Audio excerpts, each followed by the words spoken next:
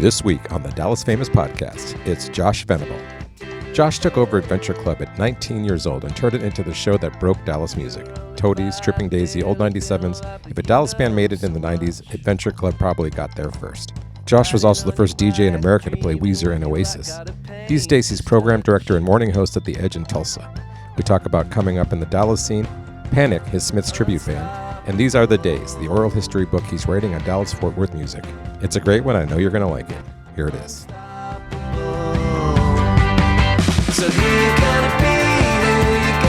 I'm Andrew Sherman. I'm a Texas transplant who has always been in pursuit of art as a career. I've played in bands, pursued an acting career in Hollywood, but I found it behind the lens of a camera here in Dallas, Texas. I was born in New York. I've lived in Chicago, Los Angeles, Austin, but I love Dallas. There's a magical artistic scene in Dallas that mostly goes unnoticed to the outside world. This podcast is focused on what makes it so special and the people who make it thrive artistically. If you don't live here, and even if you do, you might not have heard of them. This is the Dallas Famous Podcast. The Dallas Famous Podcast is supported by the Mullen & Mullen Music Project. The music project was created by Mullen & Mullen Injury Law Firm, championing the independent music scene in North Texas. Welcome back to the Dallas Famous Podcast. We're at the Tucker Art Projects Gallery in Deep Ellum, and I'm sitting with Josh Venable. Now, a lot of you that grew up here know Josh Venable. He was on Adventureland. That was the name of the show, right? The Adventure Club. Adventure Club. I didn't grow up here, so I'm going to make mistakes all the way through. Oh, that sounds great. Yeah, you can please feel free to correct me. But you're still DJing. You're up in Tulsa at the Edge right now. Yeah. So there's another station. Over time there were lots of stations called the Edge, but yeah, the one that I'm at right now is called the Edge, and it's in Tulsa, and so I do mornings there, and I'm the program director there, and then I oversee a bunch of other stations around the country for our company. Oh wow, okay, yeah. That's really cool. So, was that hard to move to Tulsa? Yeah, I mean, I grew up I moved to Dallas when I was 15.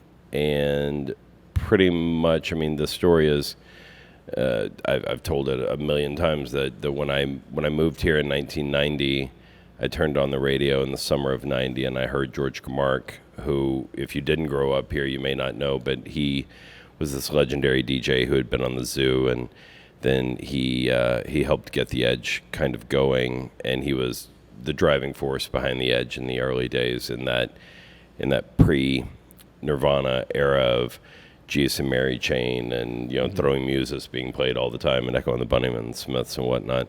And I heard him interviewing Depeche Mode on the radio when I just set up my stereo in this little apartment in Grapevine with my mom, and I said to myself, I want to do that. I'm sure that he gets lots of girls and has money and free records, and right. The free records were the only thing that comes with being a DJ, by the way. And so I worked at that station for a really long time, from 1993 until I moved to LA to go work at some stations in LA in 2008. Then I came back to Dallas in 2011, and then I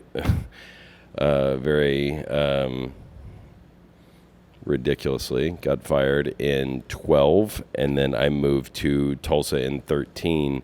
And so when you ask if it's weird, I'd only been to Tulsa a few times. I'd gone up there to see Morrissey and Smoking Popes in 97, and then I saw Placebo there one other time, and that was it. I didn't really know anything about the town. And now, after having lived there for 13 years, I want to die there. It's great. Yeah.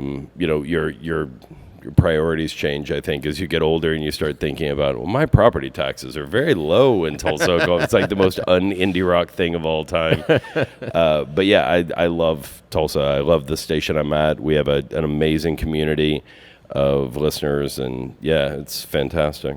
Wow. Okay, cool. I've been to Tulsa once, and it was a very cool music town. I was surprised. Love it. Yeah. Let's go back, though, to the beginning. That first job, like you had the idea, like, I want to do that. Like, how did you get that job? So I was a sophomore in high school when I moved to Dallas, and the radio station at the time was on Greenway Drive, 1320 Greenway Drive. I'll always remember that, and which is in Las Colinas, which was right around the corner from Grapevine. Mm-hmm. So my friends and I, we would hear, They Might Be Giants are coming to the studio at 4 o'clock, be listening. So we'd get out of school and we'd drive to the radio station and just sit in the lobby to meet They Might Be Giants or to meet X or to meet whoever. Oh, wow. And I just hung around over and over, Erasure, I remember, and over and over again. And so finally the DJs started noticing that there were these 15-year-old kids in the lobby, or 16 or whatever we were at the time. And I was calling the station all the time, begging for a job. Can I please come up there? Can I please do whatever? And Gamark one time said, what is it that you want to do? And I said, I'll do whatever you want. Get coffee or, wash station vehicles or whatever it was. And he said, okay, why don't you come tomorrow after school and we'll see about finding something for you to do. So, of course, I skipped the next day and I showed up and I beat him to the station. And he said, I thought I told you to come after school. And I said, why am I going to go to school? I want to be with you. I want to, school held no fascination for me at all. I mean, it didn't. Throughout high school, throughout college, all I wanted to do was work. It was always about the work. And so to answer your question, I begged a lot for a really long time. Right. I begged. And then I started working over time just as an unpaid intern, and they finally paired me up with Alex Luke, who was doing the Adventure Club before me, and in May of '94, Alex told me that this was going to be his last show, and the Adventure Club at the time, for anybody that doesn't know, it was kind of what we used to always say was the alternative to the alternative. It was the weirder stuff than they were already playing on the Edge. And so Alex, for his tenure at the Adventure Club, was really heavy into like British indie rock. And then I had been working with him, and he said, whenever I leave, they're probably going to ask you to take over the show, and as a show of solidarity, please don't do it. And I said, you bet. I'm on your team. Like, I'll never take that show if they asked me to do it. I was 19. I'd never been on the air. There was no chance they were going to ask me to do the show. Right. So he left on a Sunday, and they called me on Monday and said, do you want to do the show? And I said, absolutely. Alex who? No, I don't care about that guy. Sure. And I walked down the hall to a guy named Kevin McAllister that worked at the Edge at the time, and I said, you have completely opposite taste of me. And you like Stereolab and Sebadoh and Built to Spill and Magnetic Fields, and I like Blur and Pulp and whatever. And I said we should do this show together because I was too scared to do it on my own. Yeah. And I mean, again, I was 19 years old. I had just turned 19 years old. And he said, yeah, that sounds like a lark. Let's do it.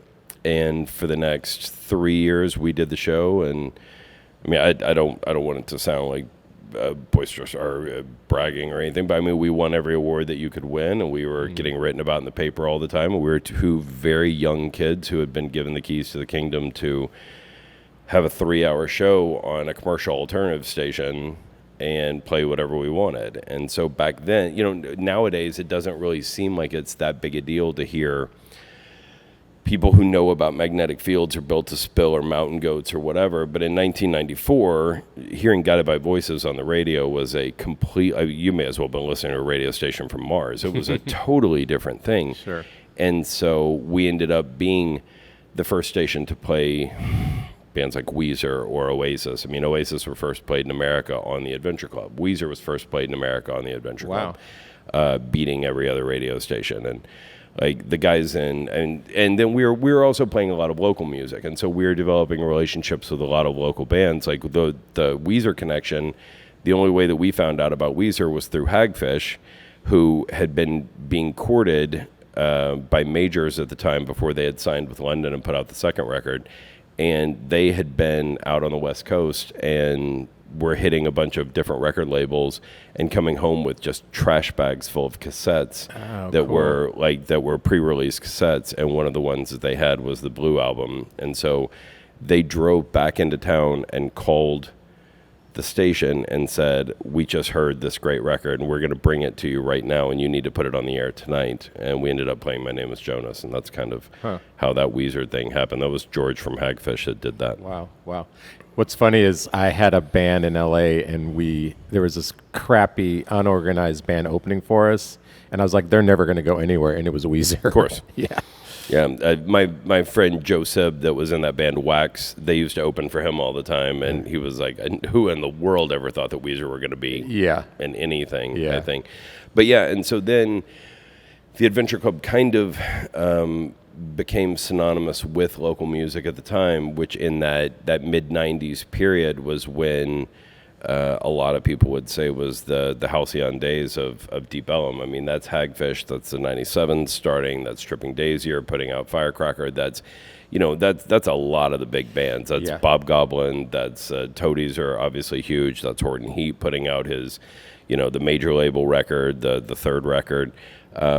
So that was a good time for us to be the people who were bringing local music to the airwaves, I guess. And it was a good time for the bands because they had a very sympathetic couple of ears that were willing to play anything, and not just from the big bands. I mean, we were playing everybody. I mean, it was fantastic. I mean, it's not like that anymore. Like there's not a lot of radio's not breaking bands anymore, really, like it did. Yeah, I mean, I think it depends on what radio station you're listening to. Okay.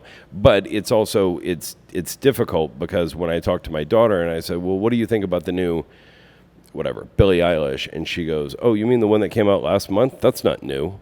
And the turnover is just so fast that you can the ability to get on the internet now and say, I want to hear the new Billie Eilish and I want to hear it 80 times in a row. You can do that. You don't have to sit by the radio the way that I did when I was a kid to go.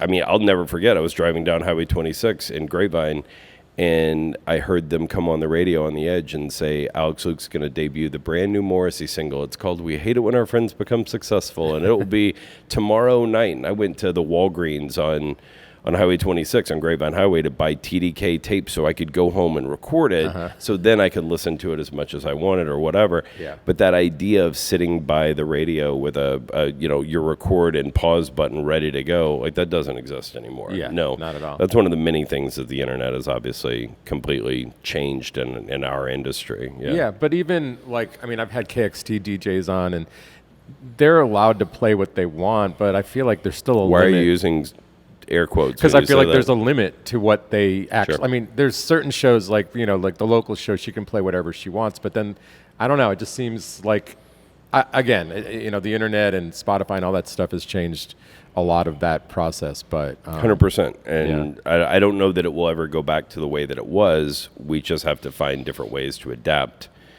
and keep people engaged for sure. Yeah. So what is striking me as I sit here with you is your encyclopedic knowledge of music.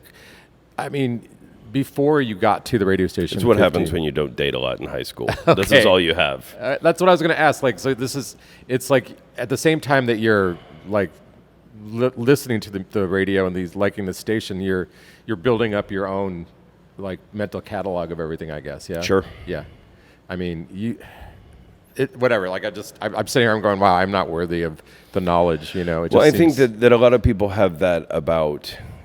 I can tell you how many RBIs Lenny Dykstra had in 1990 or 1986 when the Mets won the series. Like, I don't have that. You know what I mean? Yeah. And there's other people who know a lot about how to fix cars. I don't have that. There's a lot of people that know a lot about computers. I don't have that. Or they're food wizards. I don't have that either. Like, this is what I have. Yeah.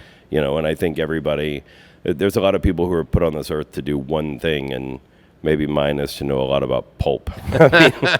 That would be really depressing, but maybe that's my one thing. I can tell you a lot about British indie rock. Right. Well, I mean, going back to playing local bands, I mean, I was, pursuing music in LA. We did not have a station like that. I don't know how that could have helped, but I feel like it would have been amazing. Can you tell us some of the stories? Like, I've had Old 97s on, I've had Tim DeLauder, I've had, Vaden. So maybe pick one, maybe Old 97s. Like, how did you come into contact with them and how did you help them? So the 97s had been around. I mean, Rhett had been around for it. It feels like Rhett was born with a guitar. I mean, he'd had like Rhett's Exploding, and he had done a solo record, and he had done Sleepy Heroes, and all these things before Kevin and I took over the Adventure Club in '94. But Kevin had, I believe, gone to school with Rhett at St. Mark's. And they were tied in with Lisa Loeb, who went to Hockaday, and so they're sister schools and whatever. And so when that first 97's record, Hitchhike to Rome, was about to come out, we got the, Rhett, I guess, gave Kevin an advance of it. And I think at one point we had played every song on that record in 94. I mean, but Wish the Worst and 504 and If I Had a Car, I mean, we were playing all of those just so much. And that's back in that. And I know that there's a lot of 97's people that will remember these days of going to see them at Naomi's down the street, or, it's almost unfathomable now to think of the 97's in a club 1/10 the size of this room, and it not being full. Right. But I mean, I'll never forget going into Naomi's one time. My friend Chris Mays and I walked in. They were in the middle of some song, and Rhett is still super country accent Rhett, and he's like sitting there playing. He goes, "Oh, well, hey, Josh, hey, let's play Wish the Worst because Josh is here. 1, 2, 3." And they go into that, and that was the feeling of a 97 show back then, that it was still wheels off the way that it can be now, which is fantastic, which makes them one of the best live bands, I think, of all time. Yeah. Definitely one of the best live bands to ever come out of here. Yeah. But I was at that show where that Split Rail show in Austin, that was them and Whiskey Town, like a pre-Ryan Adams solo, Whiskey Town was there, and that was still one of the hottest shows I've ever been to. And I remember the line to get into that show. There were more A&R people there than I've probably ever seen at any show, and it was just they were. I think Sub Pop was there. I mean, Rhett told me in an interview for the book, which I'm sure we'll talk about, but Rhett told me that there were so many A&R people there, and they just, after somebody who had been trying for a really long time, Rhett and Murray specifically, who had been doing stuff for a long time. I mean, Murray helped Rhett on the solo record. They had been in Sleepy Heroes together, and nothing had just hit that thing that they needed to take them into the next level. And now when you hear those four guys, I mean, you think that they were born together, that they are meant to be together. Those four guys write just amazingly good songs and play those songs amazingly well.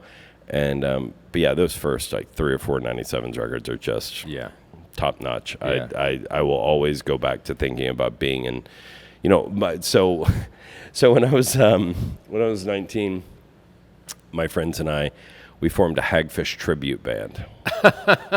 Wow. It's okay to laugh. And we played one show at Mad Hatter's.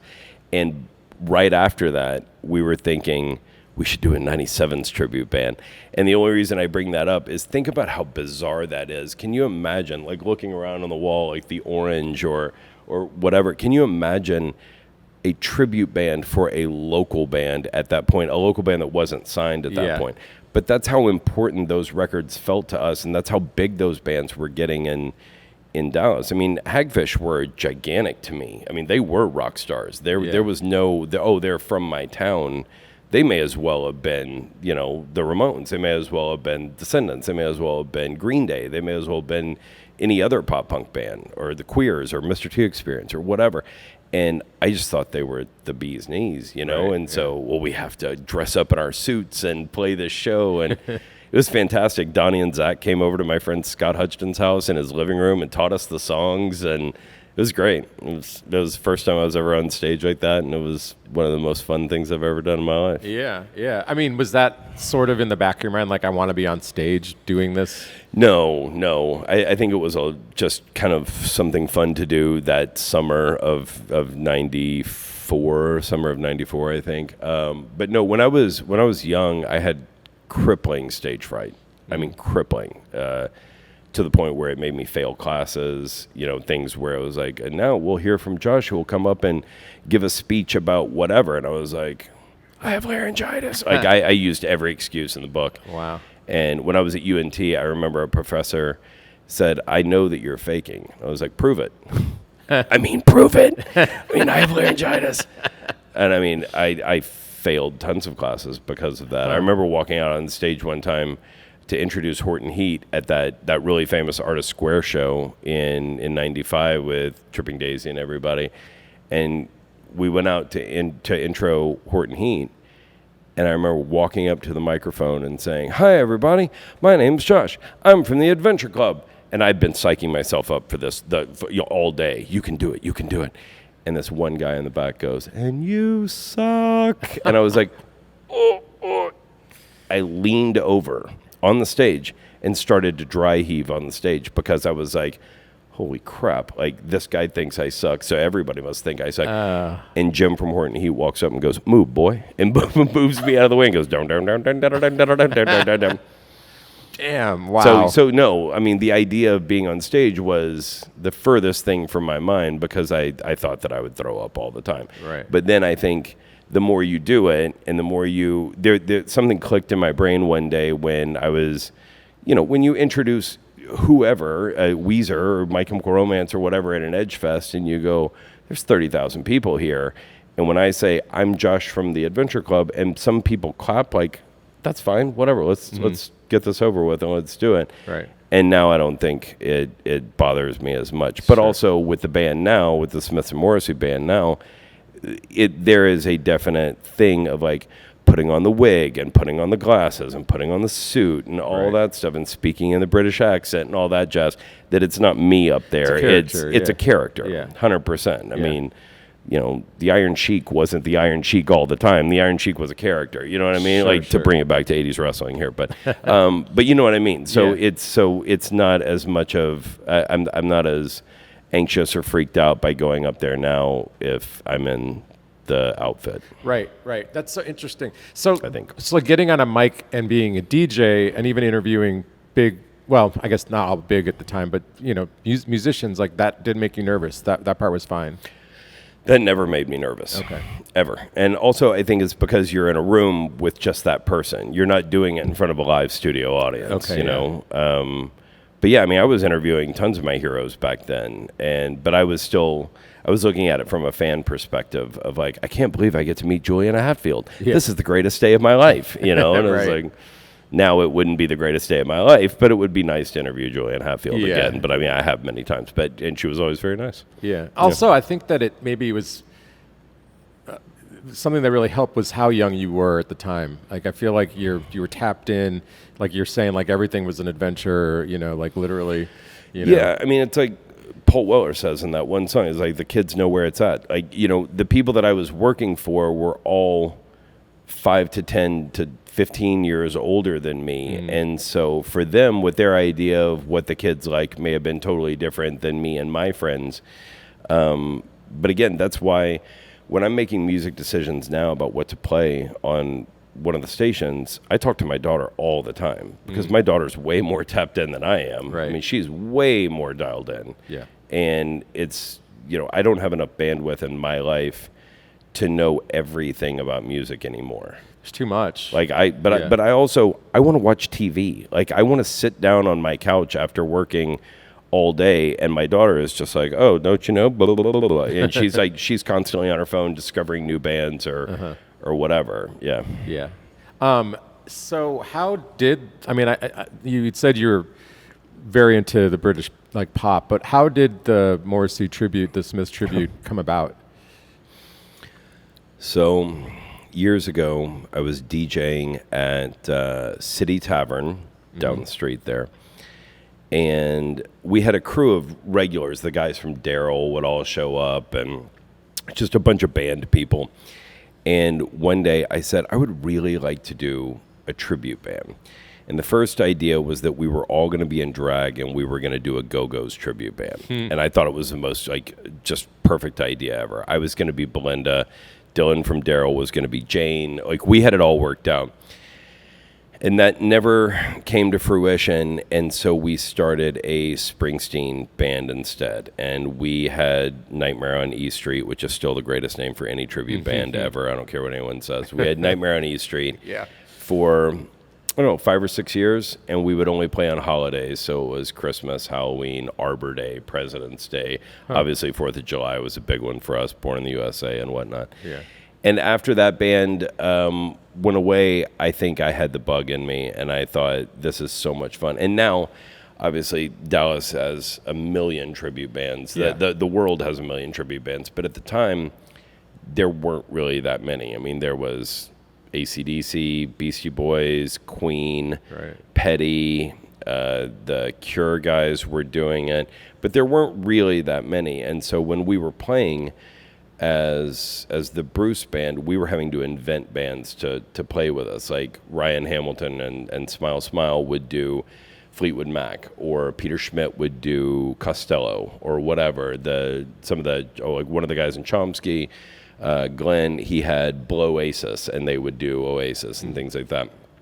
And so after Nightmare went away, we just kind of had the bug, I think, and we said we should do my favorite band of all time, to me, the greatest band of all time. And so we knew that we could play to a certain amount of people. We never thought it would get big, and it's still not obviously huge, but it was fun, and those first early shows were really fun, and I still have fun doing it now. I mean, we played last night at Trees, and it was packed, with a Joy Division and a Cure band from Austin.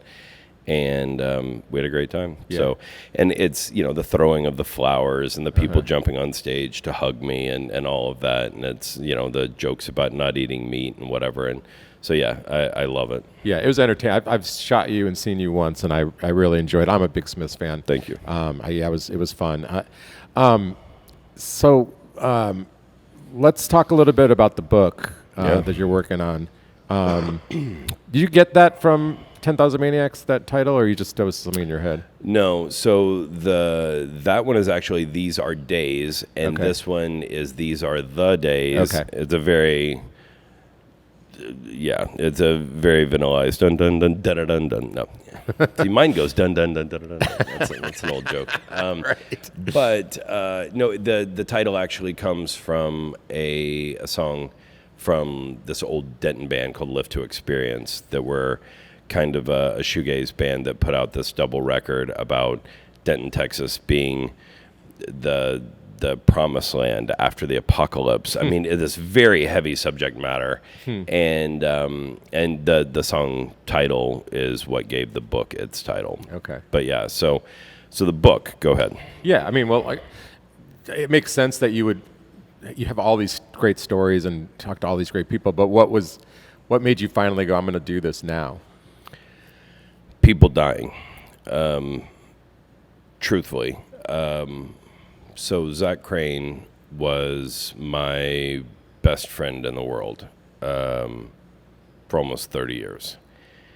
And, I mean, as close as two people can be without, being lovers or being family or whatever is what he and I were. And I met Zach in 95, and we were best friends. I mean, we never got in an argument one time in our whole lives. And for anybody that doesn't know this, Zach was a writer at D Magazine, but he was also a writer at The Observer, and he was an editor at The Observer for a long time during, again, those golden years of Deep Elm that a lot of people remember, that late 90s, early 2000s period, the Death Ray, Chomsky, the Isley, that era. And when Zach passed away, it felt like it was another person that was taking a ton of stories with him. And, obviously recently we've had Chris Penn, we've had John Freeman from Dooms UK. Before that was Carter and Trey from Sorta and Sparrows, and people just kept passing away. And I know that everybody has an expiration date, but you don't think that it's coming as soon as it is, especially for all these people. I mean, Jess from Slobberbone, I mean, Jesus. Mm-hmm. Yeah. And so I said to myself at one point that if people like Tammy Thompson, who now works with the Toadies, but she ran Last Beat for a long time, or Jeff Lyles, George Gamark, if these people pass away, we are screwed. We are screwed in the idea that so many stories from these people. What happens if Tim DeLauder passes away, God forbid? Think of the stories that guy has. Yeah. Or Vaden. These are important people in our scene that have a lot to say and have a lot of great stories. Rhett Miller, Murray Hammond, And so I thought, I am not a writer by any stretch of the imagination. I mean, mine is like go dog go, but I thought, why don't I do an oral history and let everybody else tell their stories? And so I reached out to a bunch of people, and I had one contact who knew somebody, blah, blah, blah, at TCU Press. And I reached out to them, and they said, hurry up, start writing it, let's do it, and we'll put it out. And so I have done about 300 and some odd hours of interviews since, and they range from Kevin Von Erich, the wrestler, talking about the Toadies, to Dave Grohl from the Foo Fighters and Nirvana, talking about the show at Trees, where Kurt gets in the fight with, the Trees staff, and he also tells some stories about Tripping Daisy and Hagfish and everybody. But I mean, basically, you name it, and I've talked to him so far for this book, and it's bands and fans, writers and DJs, managers, club owners, booking agents, so on and so forth. And it'll cover 1985 to 2005. So it'll really start with the Lyles period, and Theater Gallery, Prophet Bar, Edie Brickell, and go up to that like Black Tie Dynasty era of, 2005. And it's a nice round number, 20 years, and it'll be Dallas, Fort Worth, and Denton, and the book will be told oral history style, and it'll be hopefully the definitive document of what a lot of people would say is the greatest time in their life. Yeah. When do we think it'll be out? I turn it in to them in February, and so you're talking to somebody that doesn't know jack about the publishing world, so I feel like it'll be a while. It could be Christmas of 2050. I don't know at this point. Hopefully not that long. Hopefully not that long. Yeah. But it's been really nice, like reconnecting with all these people that I hadn't really talked to in forever. Thankfully, I had a fairly good relationship with all these local bands over the years, and very few people have said no. And so but overall, I mean, I think 2 people have said no. One of them was somebody that didn't like me back then anyway, so no harm, no foul there. But other than that, I mean, I sat down with Peter Schmidt from Funland and Three on a Hill for like 4 hours, or George from Hagfish, but 4 hours, or Todd Lewis 4 hours, or 2 hours, or whatever. But it's been really nice talking to all these people and getting reminded maybe why our scene was so incredibly important. I mean, there were so many people that thought in a post-Nevermind world, Dallas is the next one. It's Seattle too. It's going to be huge, and there were A&R people here just all the time. And I was talking with a manager, this guy Paul Nugent, who used to run a booking company here and a management company here, and now he works with Blue October. And I think he told me that he brought 14 Dallas bands to major label deals at one point.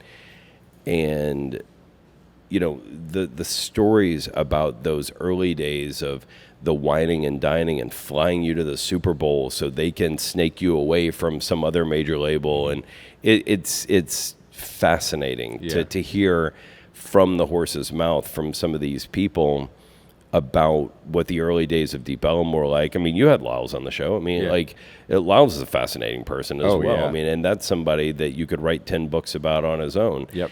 And but there are these people that without whom we wouldn't be sitting here, and that is George Camark, that's Jeff Lyles, that's Robert Wolanski, that's Tammy Thompson, that's the Pipes brothers from Deep Blue Something, that's Rhett, that's Todd, that's all of Tim DeLauder, that's all of these people. But it's not just those gigantic luminaries. It's also Robert Wolanski from The Observer. It's Zach Crane from The Observer. That's, a whole lot of people that made our scene what it was back then, so there could be a scene in the future. Right. The fact that you and I are sitting here talking about this is 100% because of Jeff Lyles. Yeah. And Russell Hobbs, and Robert Wolanski, and George Camark, all those same people over and over again that may not get the due that they are deserved. You know, I mean, Gamark lives in a house surrounded by his records and probably does not get told on a daily basis, thank you. And he should. You know, people should flag down Tammy Thompson on the street and say, thank you, Yeah, you know, she's amazing. Or Dale Brock or any of these people that I think when, and a lot of these people are still in the industry, but you know what I mean? Like Gamark should be stopped at the grocery store every day by someone and say, thank you for playing Pop Poppins on the radio so I could, you know, so I could have a radio show later on, or so you could interview me, or so this gallery could exist in a place that now I barely recognize from, you know. I mean, Deep Ellum now does not look like the Deep Ellum that I grew up with. I mean, there's a taco store where Gypsy Tea Room was, you know. Yeah. And I understand that change comes to us all. I totally get that. I'm not that sort of like class warrior that goes, no, everything should stay the same. But at the same time, there's a parking lot where one of my favorite venues was, where I saw Alkaline Trio. There's a parking lot over there. Yeah, it's makes sad. me weep. Yeah. I will weep on the way home to Tulsa. Oh, It man. sucks. Let me ask you, why do you have thoughts on why maybe this scene didn't get bigger and didn't become the next Seattle? I don't know that anything could have become the next Seattle. Okay, but fair. also, how big was that scene, really? You're talking about 3 or 4 bands. Right, but they're bands we still all talk about. I mean, you still have Toadies, still have Old 97s, Tripping Daisy is back, but they're not at. But our scene was also better. Like, you can put the 97s against Pearl Jam any day. Sure. I'll take that Pepsi challenge all day Yeah, me long. too. But I mean, I would pick Daryl over Soundgarden. I would pick the 97s over Nirvana. I would pick the Tripping Daisy over any of those bands. You know what I mean? But I think that the idea of like those scenes were so invented by magazines, you know, Spin Magazine or Rolling Stone or Alternative Press or whoever it was that needed something to write about. And I mean, the idea that Chapel Hill was going to be the next whatever, I dare anybody watching right now to name me 20 bands from Chapel Hill. Nobody's going to be able to do it. You Sure. can name 5 maybe. Yeah.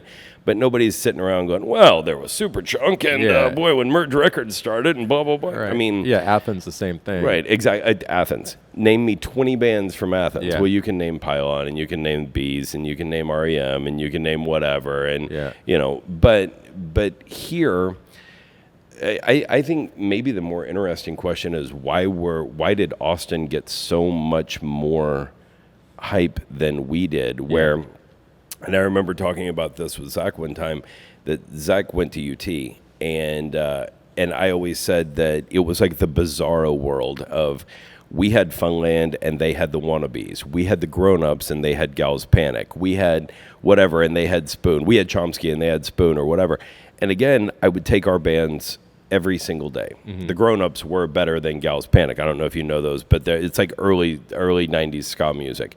And the Grown-Ups were one of those bands that would play at Jim's Diner in Denton or Mad Hatter's in Fort Worth, and they were one of the best live bands I'd ever seen. But again, I was 18, so I thought everything was the greatest live band I'd ever seen at that point. Sure. And but the Dallas bands, if you stack them side by side against those Austin bands, we win every single time. They could not hold a candle to us ever. Yet everybody wanted to just, be on them like white on rice about like, well, Austin's the music capital of the world and blah, blah, blah. It's like, why? Says who? I know why. My friend worked at the Austin city PR. Tourism board Yeah, and PR they came boards? up with that phrase. They're like, we need to draw people in, and that's why. you Well, know? somebody should have said that about Dallas because Yeah. Funland is better than any band to have ever come out of Austin. Yeah. I'll say that right now. I lived in Austin briefly, and my impression was it wasn't a lot of homegrown. Like here is homegrown talent. Like there, people would come to Austin. At least when I got there. Sure.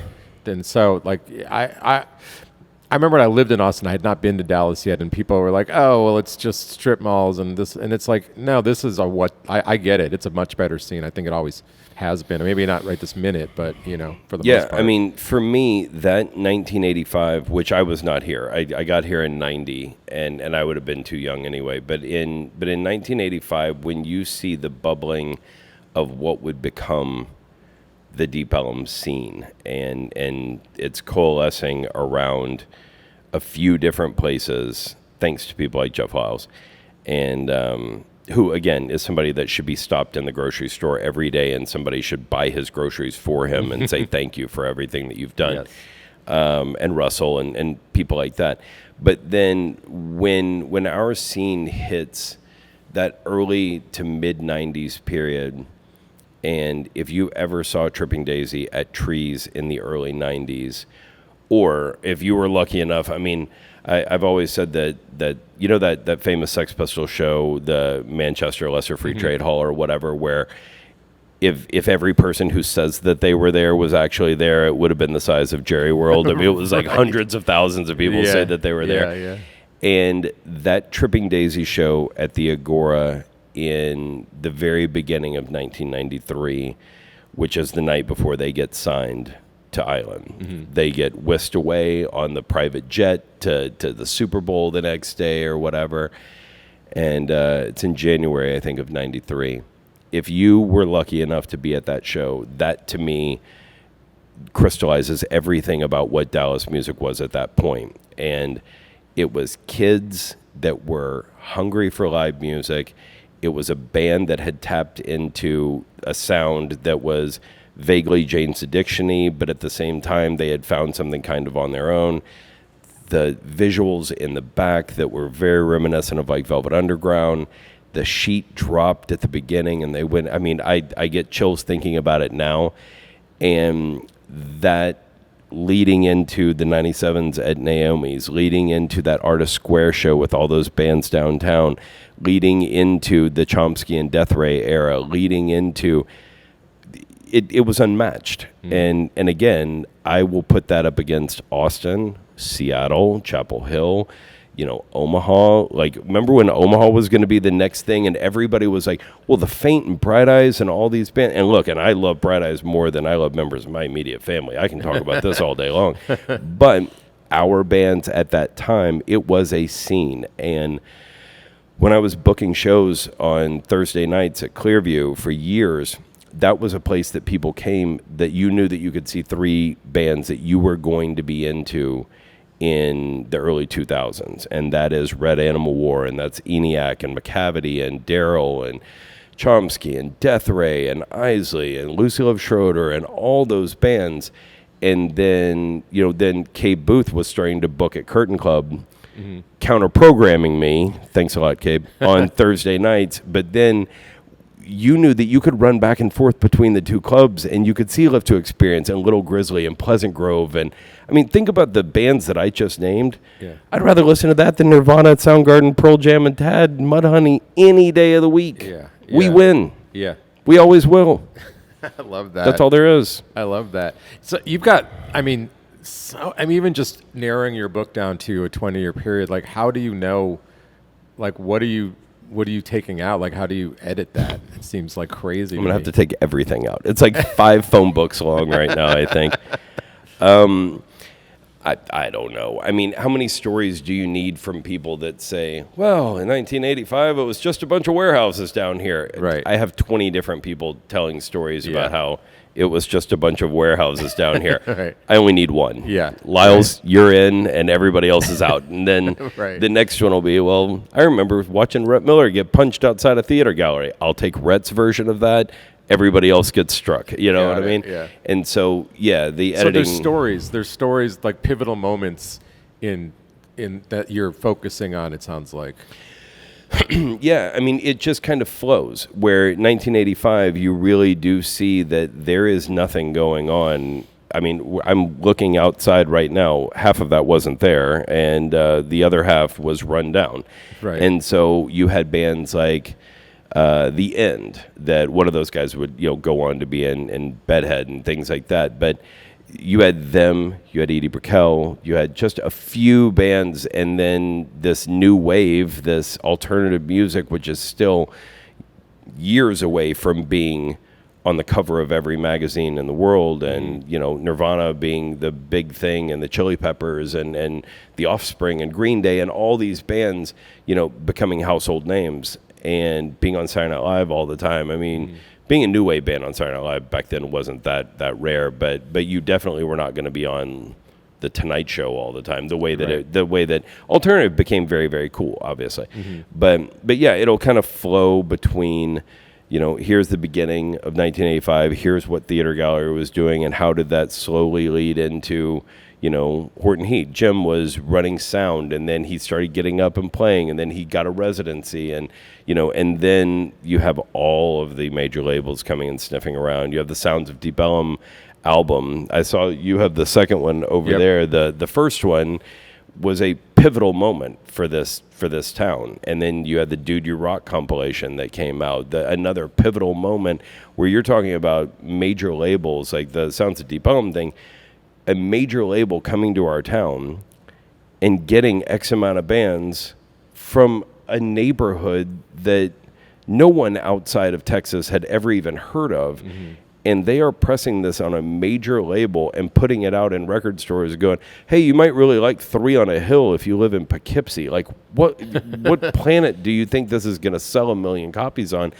But the person that put all of that together had this epiphany that this is the place to be. Where we are sitting right now, this was ground zero for a new scene, and a scene that was important, and a scene that was vital to this town, and a scene that was filled with fantastic bands writing fantastic songs, filled with fantastic characters. Like, if you've ever met Jim from Horton Heat, that's who you want on your billboard saying music capital of Texas. Like, you want that guy. You want Rhett Miller. You want Vaden Lewis. You want Tim DeLauder. You want, like, these are the cats that you want up there. And go, holy crap, like, we have our own Mount Rushmore of fantastic bands. And so then, hearing, I was talking to Lisa Loeb the other day, and I said, you kind of grew up with Rhett. And she's like, oh, I remember going to see Bowie at Reunion Arena because Rhett was dating my sister. And so the three of us went. And I mean, like, there's stories in the book like that I didn't know that. Wow. I mean, I'm not friends with Lisa Loeb, so I wouldn't know that. But I've been friends with Rhett for 30 years. I didn't know that he went to go see Bowie at Reunion Arena with Lisa Loeb's sister. Like, But there's a lot of stories in the book like that have been really fun to hear. And there's sad stuff in the book. There's heavy stuff in the book. Obviously, it's going to happen when, we went through the era of drugs were rampant in this town, in this scene. And you see how drugs did affect people in our scene. That's obviously depressing, but that's in there. And you see that, there's plenty of behind the music type stuff where you go, oh, did you hear that guy doesn't like this guy? And it's like what oral histories are supposed to be, One of my favorite music books is Please Kill Me, the story of New York punk in the late 70s and early 80s, and it's kind of written that way. Right. Yeah. Wow. I mean, I'm excited for this book. Me too. I didn't, like I said, I didn't grow up here, which is one of the reasons I do this show. And you're talking about... Where did you grow up? Mostly in Indiana, outside of Chicago. Oh, okay. So it's like kind of like all Chicago media. I went to school in Chicago, and then I was in L.A. for 30 years. Yeah. Trying and failing, but it all led to here, which is worked out. Did you like living in L.A.? I did, well, because I got there when I was 21. It was a lot different. I mean, I was paying like $4.95 rent, and it was an exciting time, but as I got older, it's just became like a drag, I liked living in LA. I was only there for 3.5 years, and maybe I wouldn't have liked it if I had stayed that much longer. But it really is impossible to be in a bad mood when it's 75 degrees and the ocean is on one side. Like, even when you're stuck in grit. I was telling somebody the other day that on my way home every day, I could be in the worst traffic ever, and you look over and you go, that's the scene from Body Double. I know exactly where that is. And you go, oh, right there, that's where Pee Wee Herman gets picked up by the hitchhiker, or he's the hitchhiker or whatever. And it's like, I used to live literally at the merge of these two freeways, where Body Double, one part of Body Double was over here and Pee Wee's Big Adventure was over here. And I used to just it's impossible to be upset when you live there unless... obviously you live in a terrible area or whatever. But for me, I lived in the middle of the Wonder Years house was down the street from my house. I thought that was so cool. Yeah, totally. Yeah, I lived in Echo Park kind of at the beginning of the gentrification. Yeah. And, there was like all the Charlie Chaplin and all the Laurel and Hardy spots that were, like, or there's the studio where they did all the Keystone Cops. And yeah, I mean, like every time I go on vacation, I love seeing historical, whatever. Like when I go to New York, I almost said I'm a real big Son of Sam fan. That sounds really bad, but Son of Sam is something I find very, very interesting, and so I do enjoy going to like locations around and seeing where things happen. And in LA, I feel like you could live there for 20 years and never see everything that you want to see. Yeah, I lived in this place. Well, first of all, Andy Dick lived on my couch for a while. We were friends, and then Marilyn Monroe lived across the street at one point. Kitty Corner, Charles Manson lived.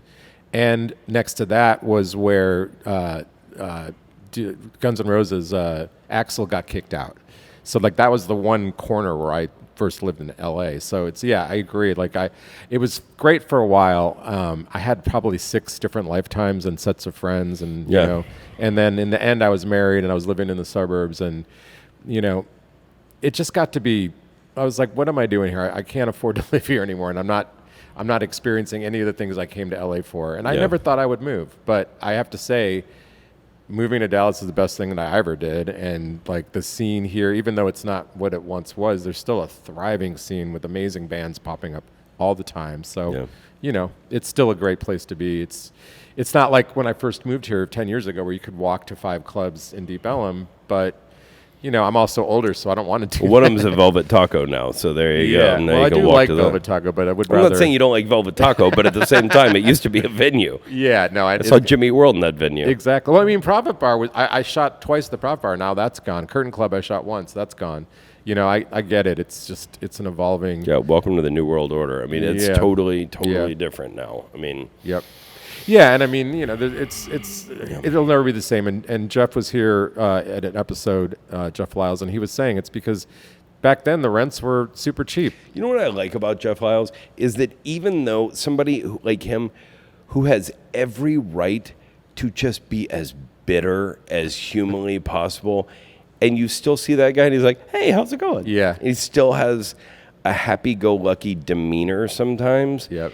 And what he's done with the Kessler is terrific. Yeah. But for somebody like him who really does have, he could be the old man yelling at clouds at this point in his life of going, "Oh, I remember in the old days, it was a lot better in the old days, in the old days this, in the old days that." Yeah. But I find that a lot of other people who maybe aren't as deserving of saying that are way more bitter than Jeff Lyles is, which is fascinating to me. And I mean, hats off, because he doesn't act like that at all, which is pretty great. He's a fantastic guy. I've been he's a nice guy. Working with him at Longhorn. Anyway, is there anything that we didn't touch that you wanted to say on the show? This is your interview, pal. You can ask me whatever you want. I can talk all day. Yeah, well, we're kind of at the limit. I hear that a lot. We've had you in long enough. I've loved it, though. I mean, I don't think I've said hardly anything, and I've loved it. Sorry. I these stories. Was there anything that you want to say that I didn't let you say? No. I mean, I have notes, but we here, covered can I see a lot notes? of them. All right, let me see these notes here. All right, let's see. What to make it into the book? All right, here we go. So, Josh, you have a reputation for being blunt about bands that you don't like on the air. Did that ever complicate things when you sat down with an artist for an interview or green room hang? Out of everyone you've interviewed or hung out with over the years, who surprised you the most once the microphone was off? See, I put these questions down, and I hardly get to them because I feel like it's tricky to remember all that. Yeah, I mean, I've almost come to blows with a few bands. Dave Navarro from Jane's Addiction was probably the most, the closest. Wow, not a shock, but yeah. He ran up on me, and Perry Farrell got in the middle of us, and I mean, he would have killed me, I'm sure. But I said something about people who wear feather boas and nipple rings and leather pants don't get to condescend to me, and he flipped out. Wow. And I was like, "It's not my fault. Look at you. Like, you should be embarrassed." Wow. This should be embarrassing. Yeah. And, I mean, that was not good. I made Julianne Hatfield cry on the air one time. That was terrible, like in a bad way, not in a because my questions were so good. I was young and a poor interviewer, and I asked horrible questions. I mean, Bobby Gillespie from Primal Scream went and hid in the bathroom after I screamed at him for cussing on the air, and then he wouldn't come out of the bathroom, and he locked himself in the bathroom for like an hour. Yeah, I mean, I've definitely had some moments. Yeah. But as far as the being blunt on the air thing, I think that's what made the Adventure Club what it was in the early days, that there was no point in playing bad music. Why? You know, I only had so much real estate. And so I remember one time Sarah Heppola from The Observer asked me why I didn't play more local bands, and didn't I feel the obligation to play bands because they were local. And I said, I think that's the most ridiculous thing I've ever heard. I'm not going to play a band just because they're from our town. What if they suck? Mm-hmm. And she's like, well, but nobody else is playing them, so you should maybe, don't you feel like you should give them? She wasn't advocating for it. She was asking me, didn't I feel like I should give them a shot? Mm-hmm. And I said, no, absolutely not. I think that we should only play good bands. And then it becomes very subjective of, well, I was the one picking what the good bands were. Right. But it was my show, so I got to do what I wanted. But that being said, the idea of being blunt on the air, that's just how I think that that's refreshing. I would much rather hear a DJ on the air go, this band sucks, and I don't want to do that. This band is horrible. I think this band's overplayed, or whatever. And that's what I did on the Adventure Club. I wouldn't do that in my normal shift. You know, I mean, I understand that maybe I may not like Imagine Dragons, but I understand there's a lot of other people out there who do, and I'm trying to get ratings. So I'm casting a very wide net on trying to play a whole lot of stuff, but I'm also playing, like, for example, on the station in Tulsa, sure, we play Imagine Dragons. They're one of the biggest bands on the planet. You can't not play Imagine Dragons. Right. Everybody watching right now, you may not like Imagine Dragons. That's the name of the game. Apparently. True, but I'm also playing Phoebe Bridgers. So you play a little bit of this and you play a little bit of that. You cast a very wide net, and you hope that the Phoebe Bridgers people can sit through Imagine Dragons. The Dragons people can listen through Phoebe Bridgers to get to another song that they like, or whatever it might be. And that's the name of the game. I mean, when I was growing up listening to the radio as a young kid, you think about what Top 40 radio was like in the mid-'80s, and you would hear Duran Duran, and the next song would be REO Speedwagon, and the next song would be Quiet Riot. Yep. These three bands have absolutely zero in common.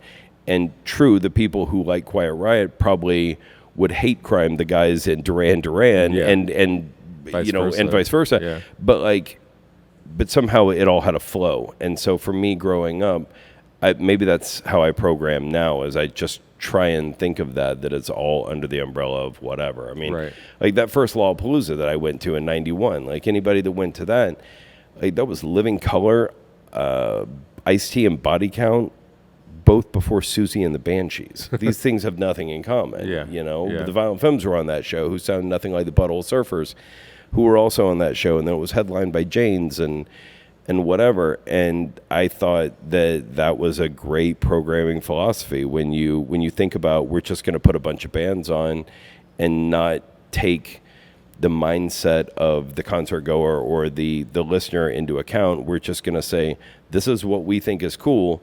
We hope you dig it too. If you don't, whatever. Right. That to me was important. That was a pivotal moment in my life, was going into that show in the summer of 91. I went with my friend Mitch Turner, and I remember we were both going into junior year, I guess, and we went into Starplex, and there were 22,000 people. And I remember saying to him, if there's this many people who are this cool in this town, why aren't we friends with them? Why don't they go to our school? Because we, of course, just like everybody else, we felt like the outcast. We felt like the misfits. Nobody dressed like us. Nobody was into the music that we were. And we had a very small tribe, very small group of friends. And then you go there and you go, holy crap, there's a lot of people who are just as cool as us. Let's go and hang out with them. Well, and also, like you're saying, like, it's your show, you picked the songs, your taste. Apparently your taste was decent, because people wouldn't have listened. You know what I mean? Like, people would have tuned out. I mean, yeah, I guess. Yeah. You. I mean, I've always thought my taste was good, but everybody thinks their taste is good, right? Yeah, I mean, maybe. Nobody thinks about themselves and going like, "Oh, I have terrible taste." Yeah, but I don't think everybody goes, I know how to find music that you'll like too. Like that, I think is different. You know? Yeah, and maybe I was good at that. Yeah, or I absolutely. am good at that. So Yeah. thank you. Yeah. And your voice is freaking amazing. Thank you. I hear that a lot for me, and I'm like, I think your voice is amazing. Yeah, well, I'm Mutual Affection Club. Thank you. Josh, thank you so much for reaching out. Yeah, and coming thank you for out. having me on your show. This has been Yeah. fantastic. Yeah. I like I said, it's great. Thank you for doing this. Yeah, for sure. And we'll have links to stuff. I guess if people wanted to listen to your show here, could they go online? Sure. EdgeTulsa.com. Okay. Yeah, you can listen straight through there. We have an app, just Edge Tulsa. It's very simple. Is it mostly music, or are you also kind of doing talking in between? And Yeah. So, I mean, I do mornings, and so it's kind of a straight ahead morning show. But we do. There's your jokes, and there's lots of music news, and Right. weather and traffic and sports and Cool. news, and but all that stuff. But it's a ton of music. Right. So if And the you station's miss, really good too. You should if listen you to miss the normal this voice station. and the taste, you can still check it out. You can still taste Josh just by right. going on the internet. What a way to finish. EdgeTulsa.com. Thank you so much for coming out. Yeah, thanks again for having me. I really I appreciate what you are doing here. Like I said, I watched that Lyles one, and I think it's important what you're doing. And I know that you're like, just please get out. But okay, but one last thing. When we were talking about the book and we were talking about all those people, I don't think it would not have worked if it was not a community of the radio was helping the bands who were getting written about, who were getting booked. And so you're talking about Scott Beggs, and you're talking about Tammy, and you're talking about George, and you're talking about Wolanski, and you're talking about Lyles. Let's just say it's those five. But everybody was kind of working in conjunction with each other. And that's important. Like later on in the late 90s, Zach and I were tag teaming on bands all the time, that if I knew that he was going to do a long form story in the Observer about Chomsky, I knew that I was going to play Chomsky that week on the Adventure Club or whatever. And Justin from Red Animal told me one time, he said, I felt like if you could get in the Josh and Zach club, then that meant that not only were you going to get played on the radio, but you were also going to get written about in the Observer. But if we were doing that, probably Kay Booth was going to book one of those bands at Curtin. Then somebody else, like Dale Brock, might see it and go, I might want to help manage that band one day. And it was all this like weird symbiotic relationship that I don't think would have worked if it was just one dude on a hill screaming, hey, Daryl are pretty good. I like Little Grizzly, or Fish Boy is pretty cool, or whatever. It's like, that's not how it works. We all needed each other, which is something that I think made our scene extremely important, I guess. I don't know. That made it work. Yeah, it made it work. Yeah. Really. But circling back, I think I just wanted to say thank you for what you're doing, because you're kind of highlighting the fact that you're not just interviewing band managers. You're not just interviewing bands. You're interviewing people from all walks of life in this scene, right? And I think that's important. Thanks. Because everybody needs it. It was a helping hand sort of thing. Yeah. Well, I mean, I appreciate you noticing that, and I mean, you can't tell the story without all these different people from all different directions. Yeah, you have to shoot every angle. Yeah, absolutely. That's totally true. Well, thank you. Looking forward to this book. Me too. And check out the band and check out the show on the internet. And thanks again. Yeah, thanks, man. I'd like to thank Josh Venable for joining me today. You can check out all his stuff in the links. Thank you to the wonderful Tucker Art Projects Gallery for allowing us to record there. Theme song Unstoppable by Salim Narala, and the outro is The Place to Be by Electric Ants. Thanks again to the Mullen & Mullen Music Project for their support. Like, subscribe, and share the podcast, and we'll see you next week.